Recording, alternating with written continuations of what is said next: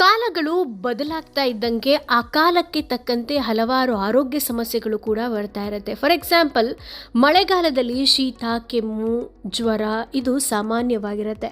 ಚಳಿಗಾಲದಲ್ಲೂ ಕೂಡ ಈ ರೀತಿ ಆಗೋದನ್ನು ನೀವು ನೋಡಿರ್ತೀರ. ಅದೇ ರೀತಿ ಬೇಸಿಗೆಗಾಲದಲ್ಲೂ ಕೂಡ ಹಲವು ರೀತಿಯ ಆರೋಗ್ಯ ಸಮಸ್ಯೆಗಳನ್ನು ನಾವು ನೋಡ್ಬೋದು.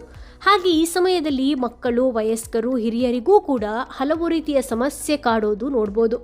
ಹೆಚ್ಚಾಗಿ ಈ ಸಮಯದಲ್ಲಿ ತಾಪಮಾನ ಏರಿಕೆಯಾಗೋ ಕಾರಣದಿಂದಾಗಿ ದೇಹದ ಉಷ್ಣತೆ ಹೆಚ್ಚಾಗಿ ಅದರ ಪರಿಣಾಮ ಹಲವು ರೀತಿಯ ಸಮಸ್ಯೆಗಳನ್ನು ತಂದೊಡ್ಡುತ್ತೆ. ಹಾಗೆ ಸಾಮಾನ್ಯವಾಗಿ ಹಲವಾರು ಜನ ಈ ಸಮಯದಲ್ಲಿ ಚರ್ಮಕ್ಕೆ ಸಂಬಂಧಿಸಿದಂತಹ ಹಲವು ರೀತಿ ಅನಾರೋಗ್ಯಕ್ಕೆ ತುತ್ತಾಗೋದು ಕೂಡ ನಾವು ನೋಡ್ಬೋದು. ಅದರಲ್ಲೂ ಬೆವರುಗುಳ್ಳೆ, ಬೆವರು ಸಾಲೆ ಸಮಸ್ಯೆ ಎಲ್ಲರಿಗೂ ಕಾಡೋ ಅನಾರೋಗ್ಯ ಅನ್ಬೋದು. ಅದರಲ್ಲೂ ಮಕ್ಕಳಲ್ಲಿ ಹೆಚ್ಚಾಗಿ ಇದು ಕಂಡುಬರುತ್ತೆ. ಮನೆಯಿಂದ ಹೊರಗೆ ಅವರು ಹೆಚ್ಚು ಸಮಯ ಕಳೆಯೋ ಕಾರಣ ಅವರಲ್ಲಿ ಈ ಸಮಸ್ಯೆಯನ್ನು ನೋಡ್ಬೋದು. ಬೇಸಿಗೆಯಲ್ಲಿ ಈ ರೀತಿಯ ಬೆವರುಗುಳ್ಳೆಯು ನಿದ್ರೆ ಇಲ್ಲದ ರಾತ್ರಿ ನೀಡುತ್ತೆ. ಅದರಲ್ಲೂ ಮಕ್ಕಳು ಇದರಿಂದ ಬಹಳಷ್ಟು ಸಮಸ್ಯೆಯನ್ನು ಎದುರಿಸ್ತಾರೆ. ನಾವಿಂದು ಈ ಬೆವರುಗುಳ್ಳೆ ಉಂಟಾಗುವುದು ಹೇಗೆ, ಮನೆಯಲ್ಲಿ ಯಾವೆಲ್ಲ ಮದ್ದು ಮಾಡ್ಕೊಳ್ಬೋದು, ಬನ್ನಿ ಇಂದಿನ ವಿಡಿಯೋಲಿ ತಿಳ್ಕೊಳ್ಳೋಣ. ಮೊದಲು ಬೆವರುಗುಳ್ಳೆ ಕಾಣಿಸಿಕೊಳ್ಳಿಕ್ಕೆ ಕಾರಣಗಳೇನು ತಿಳ್ಕೊಳ್ಳೋಣ.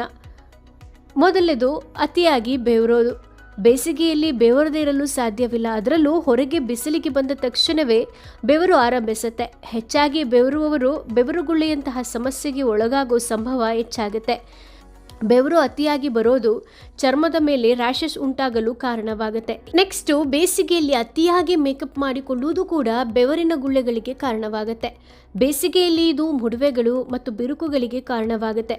ಕುತ್ತಿಗೆಯ ಭಾಗದಲ್ಲಿ ಉಂಟಾಗೋ ಬೆವರು ಗುಳ್ಳೆಗಳಿಗೆ ಮೇಕಪ್ ಕಾರಣವಾಗಬಹುದು. ಚರ್ಮದಿಂದ ಬೆವರು ಹೊರ ಬಂದಷ್ಟು ಉತ್ತಮ. ಆದರೆ ಮೇಕಪ್ ಮೂಲಕ ಈ ರಂಧ್ರಗಳಿಂದ ನೀರು ಹೊರಬಾರದಂತೆ ತಡೆಯೋದು ಬೆವರುಗುಳ್ಳೆ ಹೆಚ್ಚಲು ಕಾರಣವಾಗಬಹುದು. ಬೇಸಿಗೆಯಲ್ಲಿ ನೀವು ಬಳಸೋ ಬಟ್ಟೆ ಕೂಡ ಬೆವರು ಸಾಲೆಗೆ ಕಾರಣವಾಗುತ್ತೆ.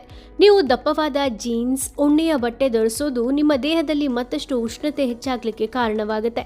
ಹೀಗಾಗಿ ಬೇಸಿಗೆಯಲ್ಲಿ ತೆಳುವಾದ ಬಟ್ಟೆ ಧರಿಸುವುದು ಬಹಳ ಉತ್ತಮ. ಬೇಸಿಗೆಯಲ್ಲಿ ನೀವು ಮನೆಯಲ್ಲಿ ಇದ್ದಾಗಲೂ ಬೆವರುತ್ತೀರಿ. ಆದರೆ ಸರಿಯಾದ ವಿಧಾನದಲ್ಲಿ ಸ್ನಾನ ಮಾಡಿದರೆ ನಿಮಗೆ ಬೆವರು ಗುಳ್ಳೆಗಳು ಸೇರಿ ಹಲವು ಚರ್ಮ ಸಂಬಂಧಿ ಸಮಸ್ಯೆಯಿಂದ ದೂರ ಇರಬಹುದು.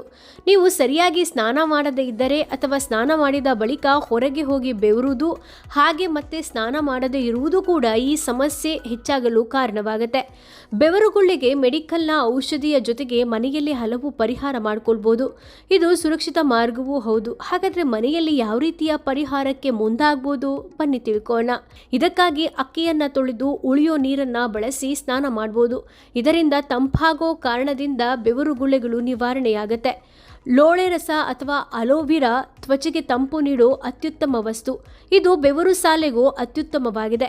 ಉರಿಯೂತ, ರ್ಯಾಷಸ್ ನಿವಾರಣೆಗೂ ಬಹಳ ಉತ್ತಮ. ಮೊದಲು ಒಂದು ಲೋಳೆ ರಸದ ಎಲೆಯಿಂದ ಲೋಳೆಗಳನ್ನು ತೆಗೆದು ಬೌಲ್ಗೆ ಹಾಕ್ಕೊಂಡು ಅದನ್ನು ಬೆವರಿನ ಗುಳ್ಳೆಗಳು ಆಗಿರೋ ಜಾಗಕ್ಕೆ ಹಚ್ಕೊಳ್ಬೇಕು. ಸುಮಾರು 1 ವಾರದವರೆಗೆ ಹೀಗೆ ಹಚ್ಚಿದರೆ ಸಮಸ್ಯೆ ನಿವಾರಣೆಯಾಗುತ್ತೆ.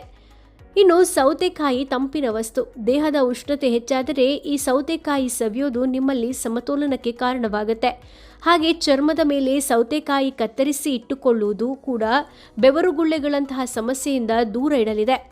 ಇನ್ನು ದೇಹದ ತಂಪಿಗೆ ಹಾಗೆ ಬೆವರುಗುಳ್ಳೆಗಳಿಂದ ವಿಪರೀತ ಉರಿ ಉಂಟಾಗುತ್ತಿದ್ದರೆ ಶ್ರೀಗಂಧದ ಪುಡಿಯನ್ನು ಹಚ್ಚಿಕೊಳ್ಳಬೇಕು. ನಂತರ ಇದಕ್ಕೆ ಸ್ವಲ್ಪ ಹಾಲು, ಅರಿಶಿನ ಸೇರಿಸಿ ಮಿಶ್ರಣ ಮಾಡಿ ಬೆವರುಗುಳ್ಳೆ ಆಗಿರುವಂತಹ ಸ್ಥಳಕ್ಕೆ ಹಚ್ಕೊಳ್ಬೇಕು. ಈ ರೀತಿ ವಾರದಲ್ಲಿ 2-3 ಬಾರಿ ಮಾಡಿದರೆ ಸಾಕಾಗುತ್ತೆ. ಇನ್ನು ಜೇನುತುಪ್ಪವು ಬ್ಯಾಕ್ಟೀರಿಯಾ ವಿರೋಧಿ ಗುಣಗಳನ್ನು ಹೊಂದಿದೆ. ಹೀಗಾಗಿ ಬೆವರುಗುಳ್ಳೆಗಳು ಆಗಿರೋ ಸ್ಥಳದ ಮೇಲೆ ಜೇನುತುಪ್ಪವನ್ನು ನಿಧಾನವಾಗಿ ಸವರಿಕೊಳ್ಳಬೇಕು. ಹಾಗೆ ಅದನ್ನು 20 ನಿಮಿಷ ಬಿಟ್ಟು ತಣ್ಣೀರಿನಿಂದ ತೊಳೆಯಬೇಕು. ಇದರಿಂದ ಬೆವರು ಸಾಲೆ ಬಹುಬೇಗ ನಿವಾರಣೆಯಾಗುತ್ತೆ. ಇನ್ನು ಮೊಸರು ಕೂಡ ಇದಕ್ಕೆ ಉತ್ತಮ ಪರಿಹಾರ ನೀಡಲಿದೆ. ಬೆವರುಗುಳ್ಳೆಯ ಮೇಲೆ ದಪ್ಪವಾಗಿ ಮೊಸರನ್ನು ಹಚ್ಚಿ ಬಿಡಬೇಕು. 30 ನಿಮಿಷದ ಬಳಿಕ ತೊಳೆಯೋದು ಈ ಜಾಗದಲ್ಲಿ ಉರಿ ಕಡಿಮೆಯಾಗಲಿಕ್ಕೆ ಸಹಕಾರಿಯಾಗುತ್ತೆ.